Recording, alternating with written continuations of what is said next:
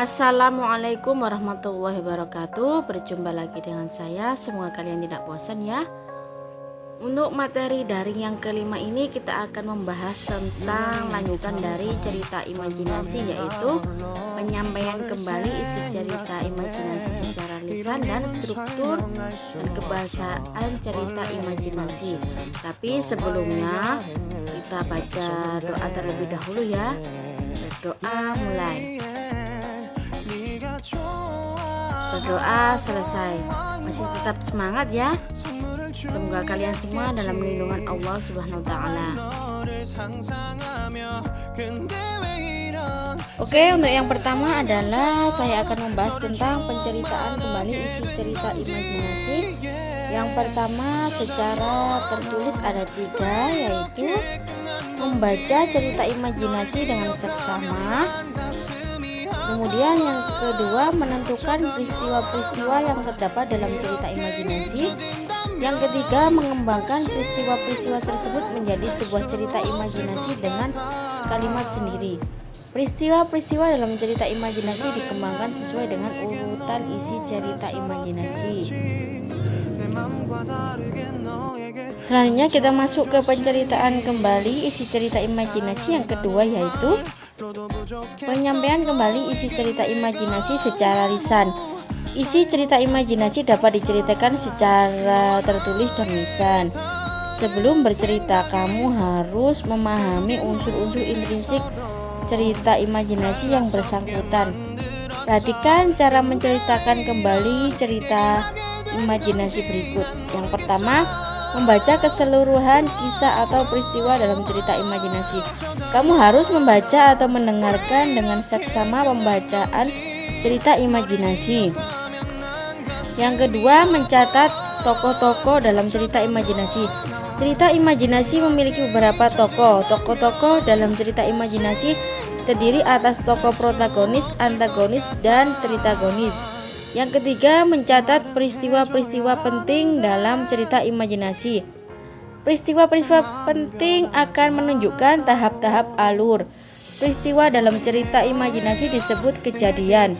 Peristiwa merupakan sesuatu yang terjadi, dialami, dan mengandung tindakan dari tokoh.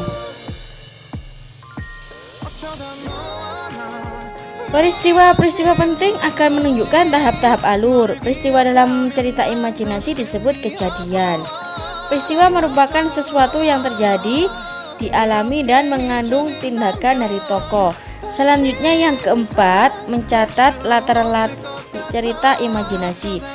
Cerita imajinasi menyajikan tempat, waktu, dan suasana cerita. Keterangan tempat dalam cerita imajinasi bisa digambarkan di kerajaan. Kemudian waktunya pada cerita imajinasi misalnya pada suatu hari Minggu. Untuk yang suasana bisa digambarkan misalnya sepi, ramai, sedih, atau gembira. Yang kelima, menceritakan kembali cerita imajinasi berdasarkan tokoh, peristiwa, dan latar yang telah diceritakan. Cerita imajinasi yang telah dibaca dapat diceritakan kembali dengan memahami cerita, tokoh, latar, dan peristiwa-peristiwa yang telah dicatat. Selanjutnya yang keenam, memperhatikan penampilan dan gerakan tubuh. Cerita imajinasi yang telah dibaca dapat diceritakan isinya dengan gaya yang tidak dibuat-buat. Next, yang ketujuh, memperhatikan intonasi, irama, artikulasi, dan lafal. Cerita imajinasi yang telah kamu baca dapat kamu ceritakan kepada orang lain dengan menggunakan intonasi, irama, artikulasi, dan pelafalan yang jelas. Selanjutnya yang kedelapan adalah menceritakan bagian pembuka, inti, dan penutup secara urut. Kamu harus menceritakan isi cerita imajinasi secara runtut. Jangan menceritakan isi cerita imajinasi secara sepenggal-penggal. Next, yang terakhir adalah mengakhiri dengan penutup cerita santun. Setelah selesai menceritakan isi cerita imajinasi kepada orang lain, jangan lupa menutup cerita. Kamu dapat menutup cerita dengan menyampaikan amanat atau nasihat dalam cerita imajinasi. Sertai ajakan jika nasihat itu pantas menjadi teladan. Sebaliknya, sertai imbauan larangan jika perbuatan tokoh cerita tidak pantas dicontoh. Selanjutnya adalah tentang struktur cerita imajinasi. Struktur teks cerita imajinasi umumnya hampir sama dengan teks narasi. Struktur cerita imajinasi terdiri atas 3 bagian utama. Yang pertama, orientasi. Pada bagian ini, pengarang melukiskan dunia untuk ceritanya.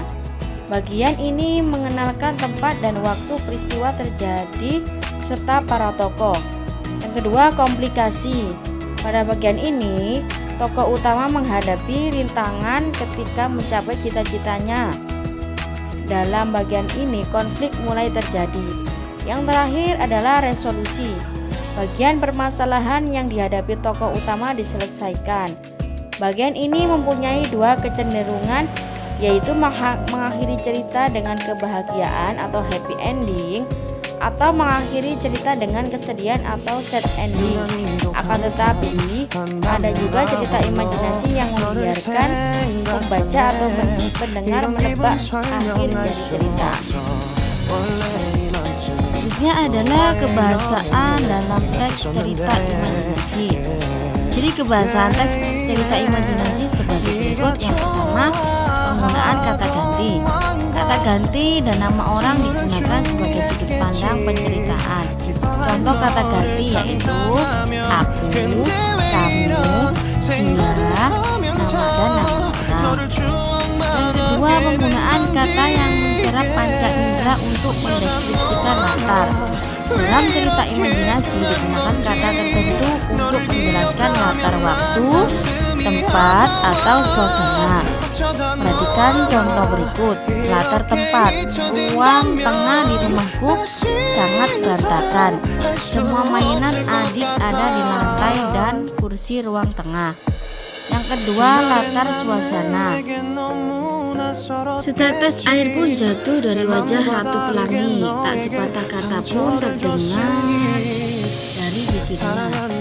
Kamar yang megah ini terasa sunyi dan penuh kesedihan.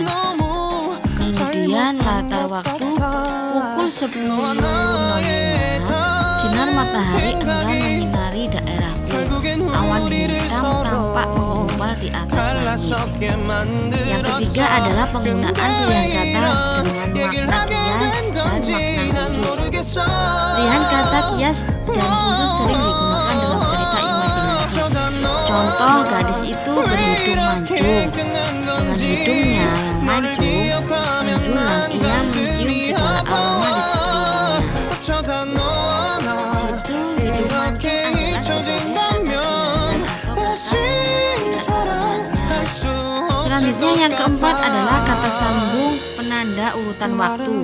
Penggunaan kata sambung urutan waktu untuk menandakan datangnya tokoh lain, perubahan latar, dan perubahan kejadian. Kata sambung urutan waktu misalnya setelah itu, kemudian, sementara itu, bersamaan dengan itu, tiba-tiba, ketika, sebelum, dan sesudah. Yang kelima adalah penggunaan kata atau ungkapan keterkejutan. Penggunaan kata atau ungkapan keterkejutan berfungsi menggerakkan cerita atau memulai masalah. Contoh, tiba-tiba sekumpulan penjaga rumah penyihir menyerang kami. Yang terakhir adalah penggunaan dialog atau kalimat langsung dalam cerita imajinasi. Contohnya adalah kalau kalimat langsung itu ada tanda petik 2 ya di kalimatnya. Oke, terima kasih, demikian penjelasan atau materi daring kali ini. Semoga bermanfaat. Tetap semangat ya, jangan bosan-bosan mendengarkan suara Bunila. Saya akhiri, wassalamualaikum warahmatullahi wabarakatuh. Untuk tugas silahkan lihat slide berikutnya. 이런 기분 설명할 수 없어 원래 이만큼 너와의 여행을 생각했었는데 yeah, yeah.